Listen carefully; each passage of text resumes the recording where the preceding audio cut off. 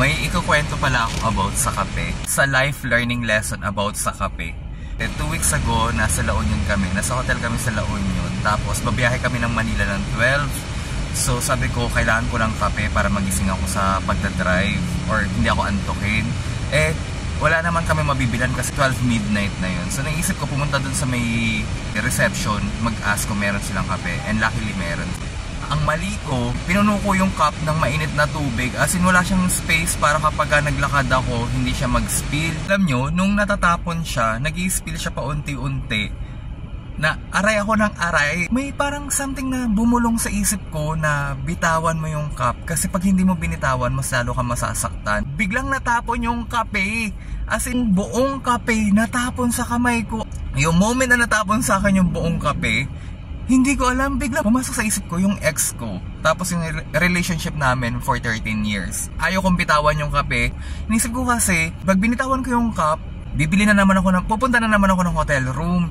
Tapos kukuha na naman kasi ako ng pera. Tapos babalik na naman ako doon sa reception. Medyo malayo yung reception doon nga sa room namin.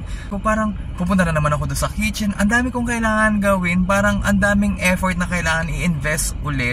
Yun din yung paniniwala ko na parang sa relationship na pagka binitawan ko to, magsisimula na naman ako ng relasyon. Tapos alam mo yung getting to know each other na naman. Iko-close mo na naman yung family and friends. Tapos yung aalamin mo na naman yung gusto niya, yung ayaw niya. Yung pinuno ko ng hot water yung cup, sabi ko, same na same din to. Mali pala yun. Yung pinuno mo rin ng love yung isang relasyon na, to the point na wala ka nang tinira ni 1% para sa sarili mo. Parang nawala ka na ng self-worth, hindi mo na rin kilala yung sarili mong identity. Parang as in total loss talaga. During nung relationship namin, lahat talaga itinodo ko. Alam ko talaga sa sarili ko na wala din talaga akong itinira. Pagdating sa effort, yan, maglalaba, aasikasin yung mga dogs namin. Ako lahat gumagawa nun. Talagang pati pagluluto, pamamalengke, name it, lahat ng effort ginawa ko talaga. Yung mga bagay na gusto niya, yung mga ayaw niya. Kasi feeling ko, pag ginawa ko yun yung bagay na makakapagpatatag sa isang relasyon o magpapatagal sa relasyon namin. Doon ko rin na-realize na nung pinatagal ko pang hawakan yung kape or nung pinatagal ko pa yung relasyon namin, kahit na hindi na kami okay o wala na kaming respect sa isa't isa, treatment namin sa isa't isa para kami magkaaway. Naalala ko yung ex ko or yung relasyon namin na pinatagal ko pa, pinilit kong kumapit. Tapos after nung ending, nung naghiwalay kami, parang same nung natapon sa akin yung kape, parang ako rin naman pala lahat sa katigasan ng ulo ko, ako rin lahat nag-bear ng pain, ako lahat sumalo ng pain. Tapos ito pa nakakatawa, may client ako ng umaga. So sabi ko, paano to? Hindi ko to kaya na lapnos yung isa kong kamay.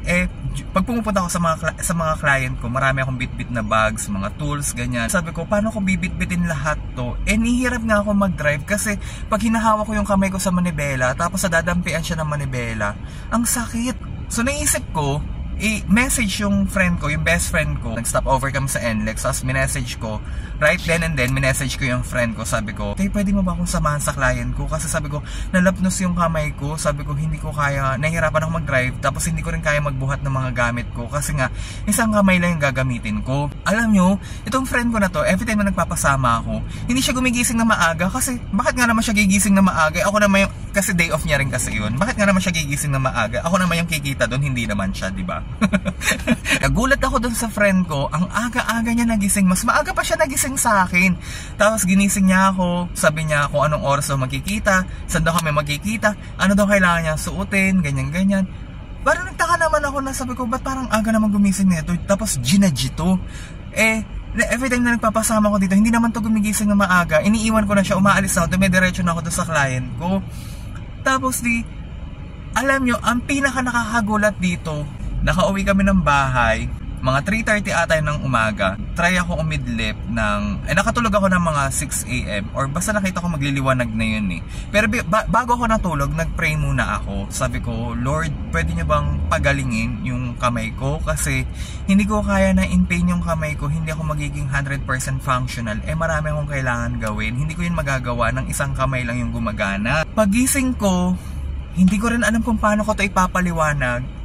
As in, totally nawala yung redness, nawala yung sakit. Parang wala nangyari at all dun sa kamay ko. Hindi ko rin maintindihan, hindi ko maipaliwanag kung bakit nangyari yun. Before ako natulog, sobrang sakit niya na hindi ko nga siya maitungtong o hindi ko siya maihawak sa kahit saan. Tapos tinanong ako ng friend ko, sabi niya, oh, akala ko ba nabanlian ka? Parang okay ka naman, ganyan-ganyan. Tapos sabi ko sa kanya, alam mo te, sabi ko, alam mo ba pinag-pray kita? Tapos sabi ko, pinag-pray kita kaya ka na andito. Nagtataka rin ako, sabi ko, bakit ginaji ka ngayon?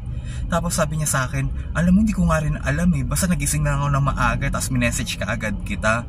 Tapos sabi ko, parang kinikilabutan naman ako. Sabi niya, alam mo, sabi niya, te, miracle to. Sabi niya, yan kaya yung mga i-vlog mo. Sabi ko, wala namang maniniwala sa akin. Sabi ko, ang dumi-dumi ng pagkatao ko. Sino naman maniniwala sa akin, mga miracle na ganyan. Ayoko na sana to ikwento, pero siya yung mapilit na, sabi niya, oh, asan na? Sabi niya, akala ba gagawa ka ng video? Sabi niya, asan na yung video? Gawin mo na ganyan-ganyan. Parang feeling ko naman kasi pag kwento ko, pagtatawanan lang din ako ng mga tao. Doon ko na-realize na sobrang ang lakas pala talaga ng prayers.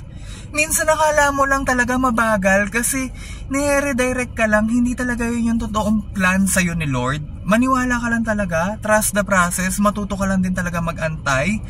Basta pure lang yung intention ng prayers mo, ibibigay at ibibigay talaga sa'yo ni Lord yung para sa'yo.